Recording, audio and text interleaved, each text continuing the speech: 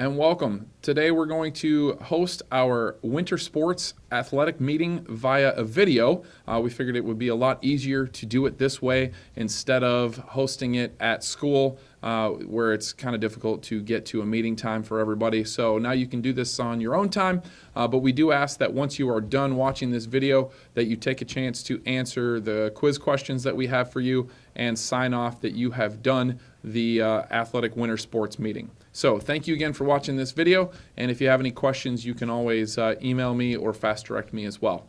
So first item of business, I'm going to introduce our coaches. For my girls first, I'm going to have C team coaching this year. We have Dawn Kirchner and Scott Miles. For girls B team, we have Nikki Wallenstein and Mike Torres, and our girls A team coaches this year will be again Brett Lang and Tom Dime. For our boys team, for our boys C team, we have Eric Heimerman and Candy Hendricks. For our boys B team, myself and Mr. Wade Handrich are going to be tag teaming that one along with Vicar and Donovan Lemke Scott. Our cheerleading coaches this year are going to be the same as last year, and we're so thankful to have them, Rosanna Olick and also Amanda Yorton. Our first item of business is actually going to be playing time expectations and procedures. So we expect to develop our C team players at their level, so we want to have them play as much as possible at an equal amount.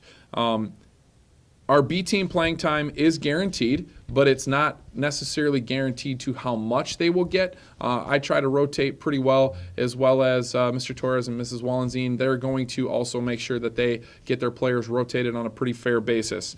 A team playing time is not guaranteed, but we definitely do get all of our players in every single game.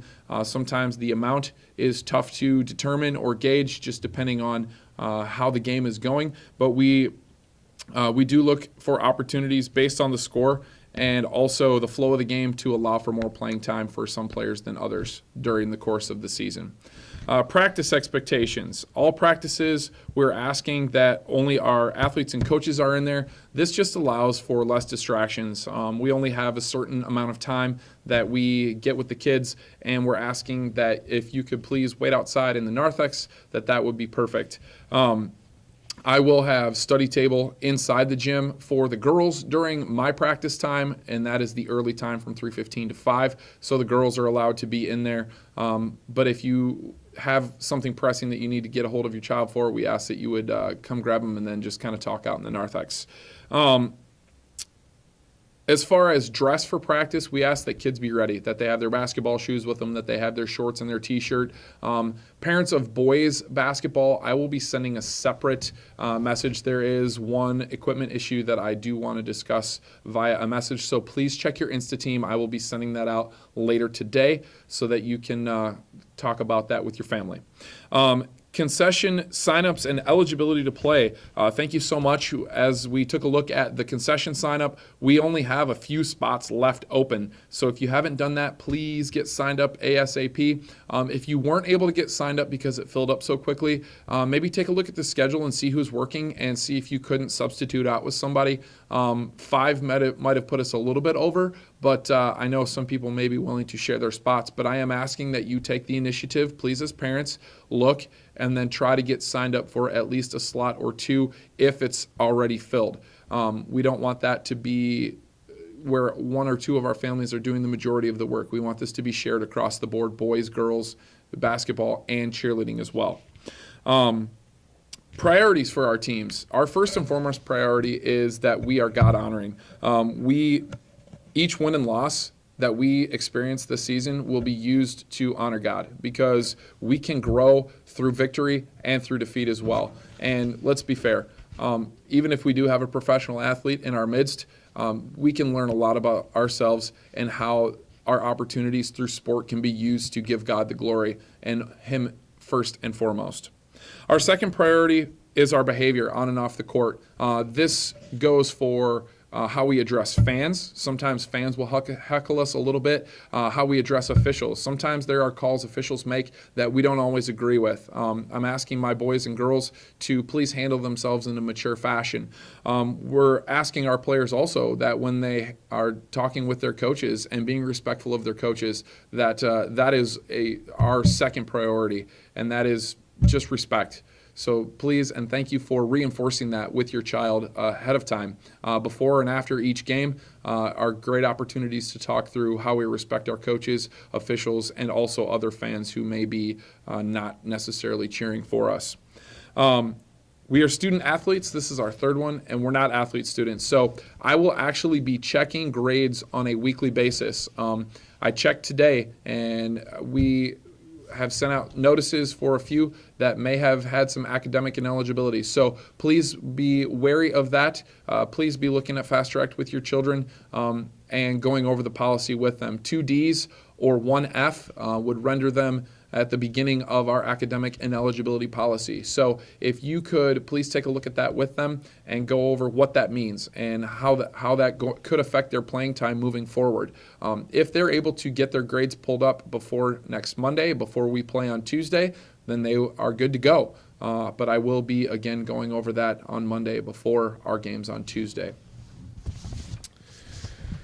After school study times, I kind of already touched on. I will have girls that are in the gym working on things. I've asked very specifically for them to sit in a manner that they can get work done. Yes, it's not maybe the most conducive towards learning, but as far as finding volunteers to staff after school study time, it's not always easy. So they've done a nice job thus far, and I will continue to ask that they continue to do a wonderful job in getting their homework done at that time. Game day dress expectations. I've had a few questions on this one already, so please take note if you had questions on this. Because our teams will play on Fridays mostly for A and B teams. We do have a game next Tuesday, but our C teams will play on Saturdays. I'm asking that if we could dress up before Friday home games, with the one exception being this coming Tuesday, if we could dress up for that game. Also, for boys, dressing up should look something like shirts, ties, khakis, and dress pants. I know we don't all have dress shoes, but if you do, that would be great to have the boys wear those. Girls, we're asking that you should look nice, but you're not necessarily required to wear dresses. Now, during volleyball season, we had some girls wearing jeans and sweatpants, and that's not necessarily what we're after. I don't want to be the fashion police, but we're asking for no jeans or sweatpants. Find a way to look nice, please. The boys are wearing shirts and ties, and we ask that you could wear something nice as well. Dressy attire needs to be worn to the game. So if you're a C team player and you come dressed up on a Friday, you do not have to dress up on your Saturday. You'll dress up Friday with everybody else. So we kind of make it a big to do upstairs here, and we're asking that you would dress up with the rest of the older kids as well. So fourth graders, that includes you. Please dress up on those Fridays and even next Tuesday. So it's kind of a unified approach to what we're doing as our basketball program. Matthew 18, we ask that as a school that we abide by that, and that if we have any disagreements or things that are going that we're not a huge fan of, we ask that you please talk to our coaches. We are very, very loving and caring for your kids. We want the best for them. We want to develop them at the level that they're at so that they can continue to get better. That is one of our biggest goals, is just to continue to get better. Wins and losses will take care of themselves. We're not ultimately worried about our record in the end. If we're a good team, amazing. And if we're not, that's okay too. We're always just looking to get better. But in that process, sometimes we have differing opinions on how things should be done. We're asking that you please come talk to the coaches. Please come talk to me if you have issues. If you come talk to me about another coach and you haven't addressed them directly, I will send you their way, because they need to know up front. We don't need to have coaches second guessing what's going on, because we know that they're here out of their own free will, and they don't have to be, and we're thankful for the time that they've given. This would also include social media, postings, and communications. We do understand that you may not agree with necessarily a game's outcome, calls by official, or even all coaching decisions. But we're not asking, we're expecting that you would come talk to us. It's easier to get that out of the way and taken care of than to hear chatter behind our back or see it on social media. So please address those concerns directly with us as coaches, and things can go a lot more smoothly that way. Expectations of parents, athletes, and coaches. Because basketball can be kind of a contact sport, sometimes things get a little bit chippy. We're asking that our treatment of the officials is high and exemplary, and I know that it's tough. There are games that I get a little bit fired up as well, and I have to, my coaches will check me on how I address officials and treat officials and things of that nature. They're not perfect, and neither are we. One of my biggest things that I try to teach my boys is this: the day that we play the perfect game, we can expect the officials to referee or officiate the perfect game. So obviously that's not going to happen. So we need to be understanding that no official that we hire or that anybody else hires is out to get us or take us down in any way. It's 8th grade basketball or below. It doesn't matter that much. So please, please, please, we're asking that you treat officials with the utmost respect that you could possibly give them, because your children will emulate the behavior that you put out on the floor. Thank you for making sure that we're taking care of that in the most respectful way possible.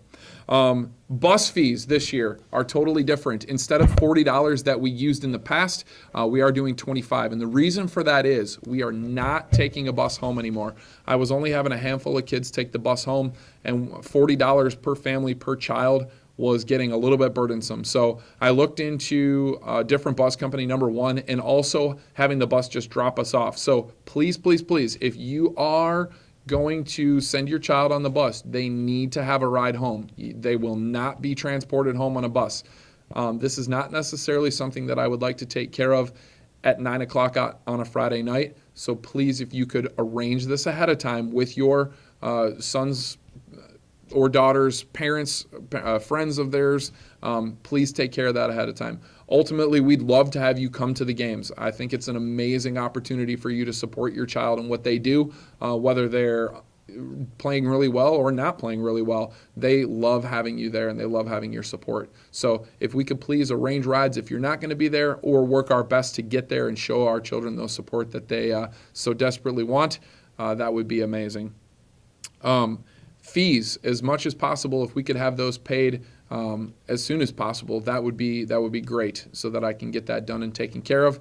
That way our officials can get paid for, and we should be all set. Again, if you have any questions or concerns, please contact me. I'm more than willing to work with you to answer anything that you might have. I hope your day is going well. Again, we will have a quiz for you to answer questions on this. Your son or daughter's playing time depends on it. So this is kind of the sign-off that you understand the expectations that are laid out before you and them, and it gives us an opportunity to make sure that we're all on the same page. So again, hope you're having a wonderful day, and we look forward to seeing you throughout the season. Bye now.